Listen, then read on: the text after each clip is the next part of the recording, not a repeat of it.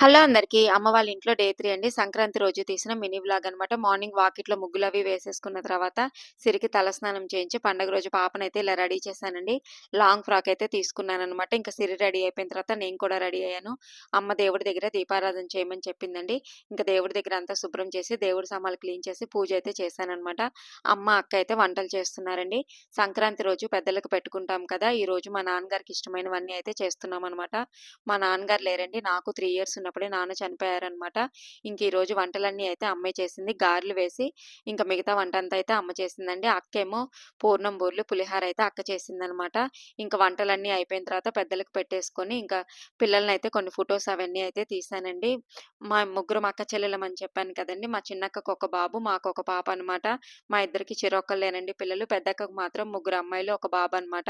పెద్దక్క రాలేదని చెప్పాను కదా! పండక్కి మేమిద్దరమే వెళ్ళాము. వీళ్ళిద్దరికీ కొన్ని ఫోటోస్ తీసేసిన తర్వాత మధ్యాహ్నం లంచ్ అది చేసి డాబా మీదకైతే వెళ్ళామండి. మా ఏరియాలో అయితే గాలిపటాలు విపరీతంగా ఎగరేస్తారండి. డీజే సౌండ్స్ పెట్టుకొని మరి. 3 డేస్ కూడా ఆ డీజే సౌండ్స్‌కి తలనొప్పొచ్చేసిందనమాట.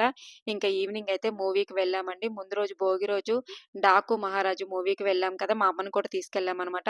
మా అమ్మ సినిమా అంటే నేను రానంటే రాను. నాకేం నచ్చట్లేదు సినిమాలు నేను రానంది. నిన్నటి సినిమాలాగా కాదమ్మా ఇది ఫ్యామిలీ స్టోరీ బావుంటుందిరా అని చెప్పి బలవంతంగా తీసుకెళ్ళామనమాట. సంక్రాంతికొస్తున్నాం సినిమా అయితే సంక్రాంతి రోజైతే చూసామండి. ఇది మా సంక్రాంతి